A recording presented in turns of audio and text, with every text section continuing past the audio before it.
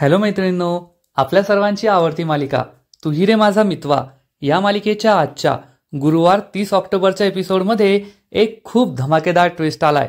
आपल्या सर्वांना जे पाहायचं होतं ते घडणार आहे। म्हणजेच दिवाळीच्या पार्टीमध्ये अर्णव आणि ईश्वरीचा खुल्लम खुल्ला रोमांस होणार आहे।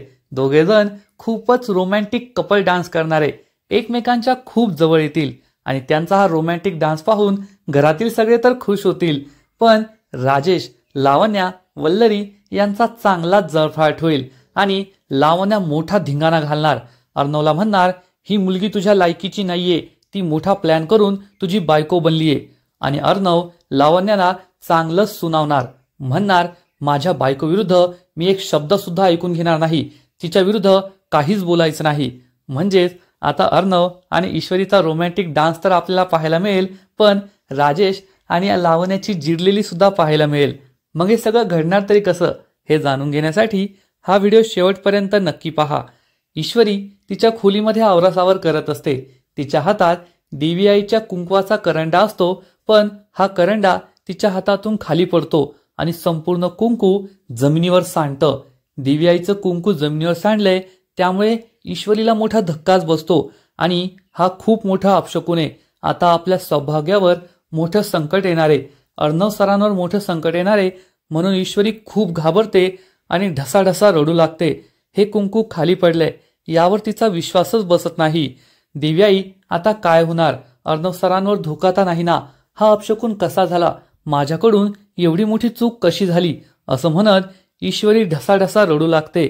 तिला कळतच नाही की एवढी मोठी चूक ती कशी काय करू शकते। ती खूप दुःखी होते। तर इकडे राजेश याने ज्या बायकांना बोलवलेलं असतं, अर्णवची सुपारी दिलेली असते, अर्णवला जीवेनिशी मारण्यासाठी पैसे दिलेले असतात, त्या बायकांना विचारतो, तुम्ही सगळी तयारी केली आहे ना? या बायका म्हणतात, साहेब, तुम्ही आता आम्हाला एवढे पैसे दिले आणि त्या दिवशी आम्हाला सगळं समजावून सांगितलंय, तुम्ही काळजी करू नका, आम्ही आमच्या कामात खूप तरबेज आहोत। ज्या क्षणी आम्हाला संधी मिळेल ना, त्या क्षणी आम्ही त्या अर्णवला संपवणार आणि कोणाला कळणार सुद्धा नाही की अर्णव बरोबर हे काय झालं, कोण आलं आणि कुठून अर्णवचा गेम करून गेलं हे कोणालाच समजायचं नाही। या बाईचा हा कॉन्फिडन्स पाहून राजेश चांगलाच खुश होतो आणि म्हणतो, मला तुझा कॉन्फिडन्स आवडलाय, असंच चांगलं काम कर, आणि तो तेथून जाऊ लागतो। तेवढ्यात त्याला वाटतं की अर्णव, आता तुझं काही खरं नाही, आज तू देवाघरी जाणार, ढगात जाणार, आणि तो खूप खुश होतो। तर इकडे अर्णव रूम मध्ये येतो, तेव्हा त्याला दिसतं की ईश्वरी जमिनीवर बसलीये आणि ढसाढसा रडते।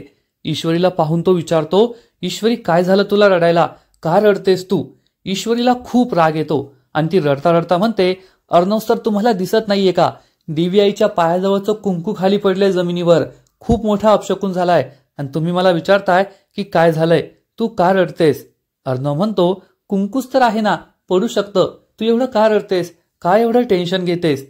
ईश्वरी अर्णववर चिडून म्हणते, साधं कुंकू नाहीये ते, मला आजीने दिले होतं, देवीआईच्या पायातलं कुंकू आहे, ते सौभाग्याचं लेणं असतं आणि ते कुंकू असं जमिनीवर पडलंय म्हणजे खूप मोठा अपशकुन झालाय, माझ्या सौभाग्यावर संकट येणार आहे।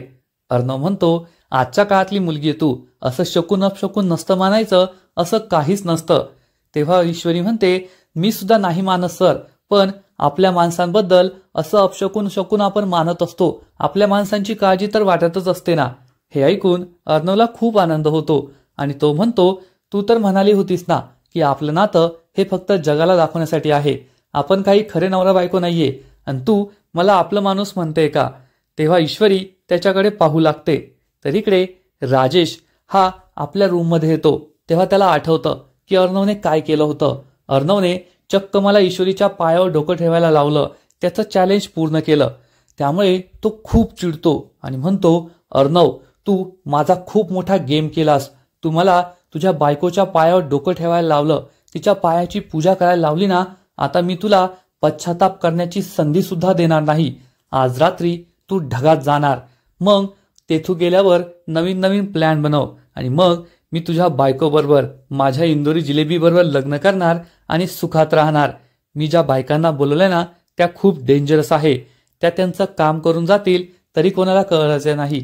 तुला काय वाटलं, तू आज दिवाळीची पार्टी त्या इंदोरी जिलेबी बरोबर साजरी करशील का?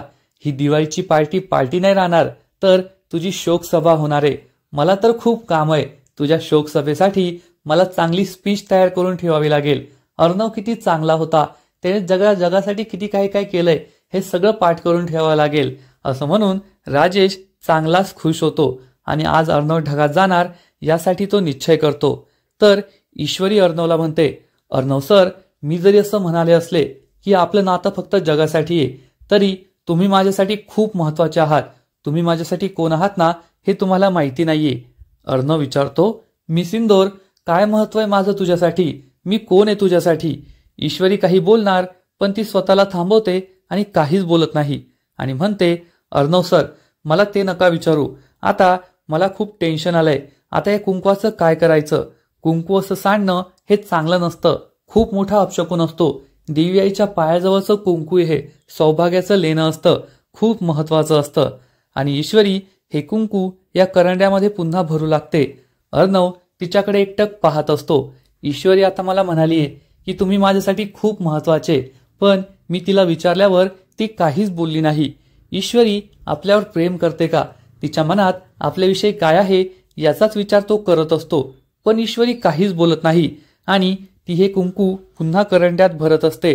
हा खूप मोठा अपशकुन झालाय. अर्णव सरांवर कोणतं संकट तर येणार नाही ना याची काळजी तिला वाटत असते. थोड्या वेळानंतर घरामध्ये पार्टीची सगळी तयारी झालेली असते. सगळी पाहुणे मंडळी येत असतात. लावण्या आणि वल्लरी सुद्धा तेथे तयार होऊन येतात.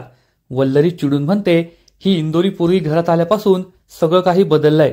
तिचं महत्व खूप वाढलंय. आजची पार्टी सुद्धा तिच्यासाठीच आहे असं वाटतंय. सगळा मेनू सुद्धा इंदोरी आहे. त्यानंतर शेफ सुद्धा इंदोरून आले. मला हे बिलकुल आवडत नाहीये. लावण्या म्हणते, खरंय, आपल्याला या घरात काहीच महत्व राहिलेलं नाहीये. वल्लरी तिला समजावून सांगते, नको टेन्शन घेऊ. जरी ही पार्टी त्या ईश्वरीसाठी असली ना तरी खरी मजा आपण करणार आहे. मला कोठे काडी लावायची चांगलंच माहितीये. पहा, मी तिची पार्टी कशी स्पॉइल करते. तिला काहीच एन्जॉय करू देणार नाही आणि खरा एन्जॉय आपण दोघीच करणार, असं ती लावण्याला सांगते. त्यामुळे लावण्याला चांगलाच आनंद होतो. तर इकडे ईश्वरी रूममध्ये असते. तिच्या हातात कुंकवाचा करंडा असतो आणि ती टेन्शनमध्ये असते.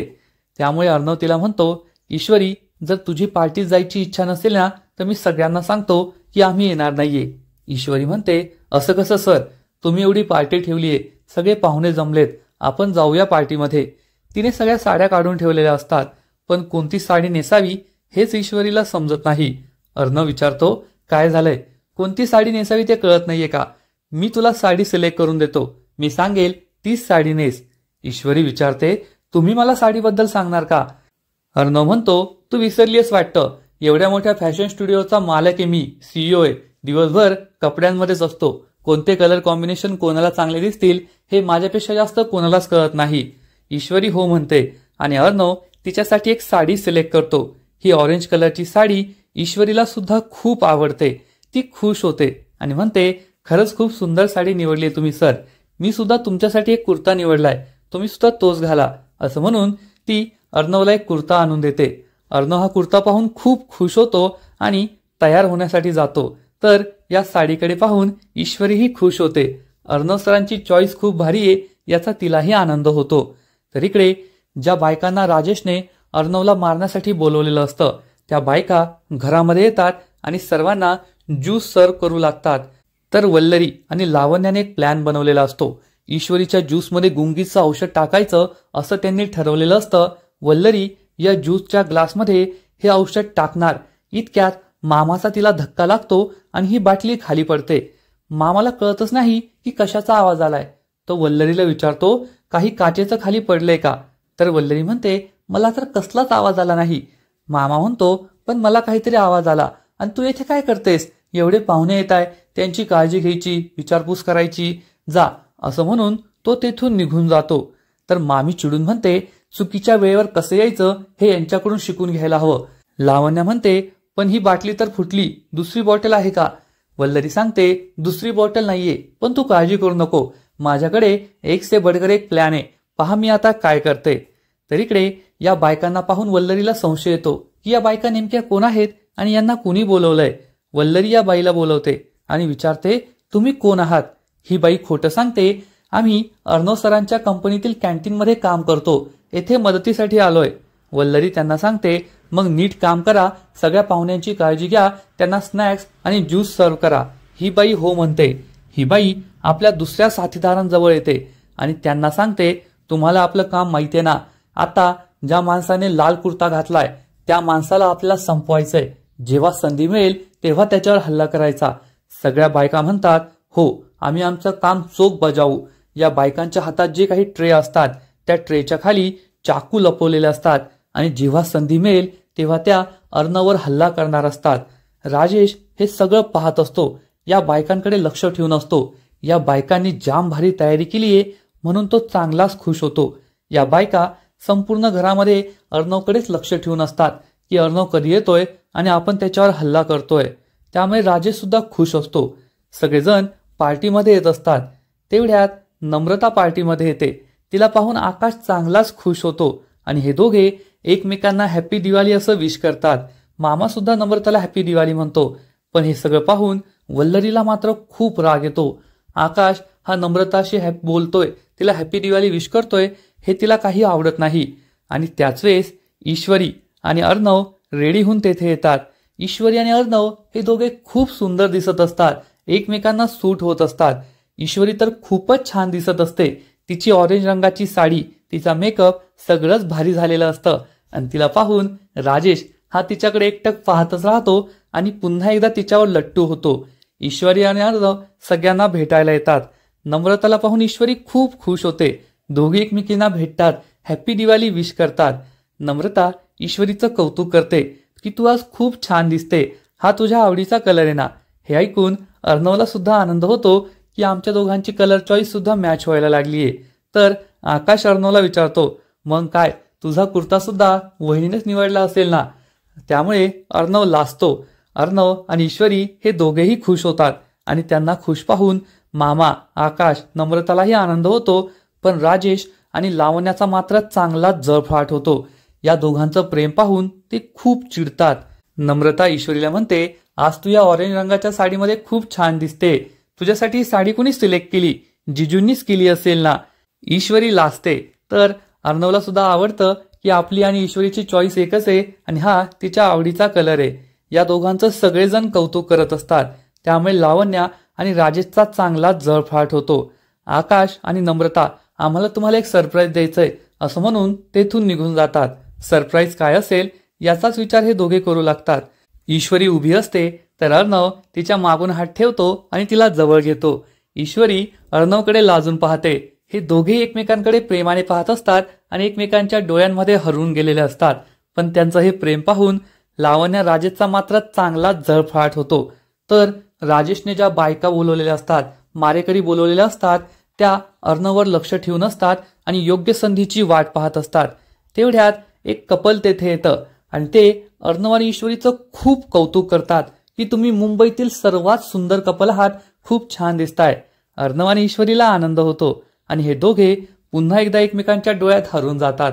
अर्णव ईश्वरीला म्हणतो, पाहिलं का, आपण दोघे एकमेकांना सूट होतोय, आपण सर्वात सुंदर कपल आहोत असं लोक म्हणताय. ईश्वरीलाही आनंद होतो आणि ती अर्णवकडे प्रेमाने पाहू लागते. दोघांना कशाचंही भान राहिलेलं नसतं. आपण पार्टीत आहोत हे सुद्धा त्यांच्या लक्षात राहत नाही आणि दोघे खूप रोमॅन्टिक होतात. पुढील एपिसोडमध्ये आपण पाहू की दिवाळी पार्टीमध्ये अर्णव आणि ईश्वरी हे दोघे कपल डान्स करणार, रोमॅन्टिक डान्स करणार, एकमेकांच्या खूप जवळ येणार, एकमेकांमध्ये ते हरवून गेलेले असतील आणि हे पाहून लावण्या आणि राजेश यांचा खूप जळफाट होईल. राजेश तर काहीच करणार नाही, पण लावण्या रागारागाने एक काचेचा ग्लास जमिनीवर फोडणार, या दोघांचा डान्स थांबवणार आणि ती अर्णवला म्हणेल, अर्णव तू हे काय करतोय? ही मिडल क्लास ऐश्वरी तुला शोभते का? आणि तू तिच्यावर काय डान्स करतोय? तुला माहित नाहीये तुझ्याशी लग्न करण्यासाठी तिने किती मोठा प्लॅन तयार केला होता. ज्या दिवशी तुला हे कळेल ना, तू तिच्याशी कोणतंच नातं ठेवणार नाही. ईश्वरीला वाईट वाटणार तर अर्णव लावण्यावर चिडून म्हणेल, लावण्या बस झालं, आजपर्यंत मी खूप सहन केलं पण यानंतर नाही. ईश्वरी माझी बायको आहे आणि तिच्या विरुद्ध तू काहीच बोलायचं नाही. तिच्या विरुद्ध मी आता त्यानंतर काहीच सहन करणार नाही. त्यामुळे वल्लरीला मात्र खूप राग येईल. ईश्वरी घाबरलेली असेल. मग आता पुढे काय होईल हे तर कळेलच. परंतु तोपर्यंत तू ही रे माझा मित्वा या मालिकेचे असेच नवीन नवीन अपडेट्स सर्वात आधी जाणून घेण्यासाठी व्हिडिओला लाईक करा, शेअर करा आणि चॅनलला सबस्क्राईब करायला विसरू नका.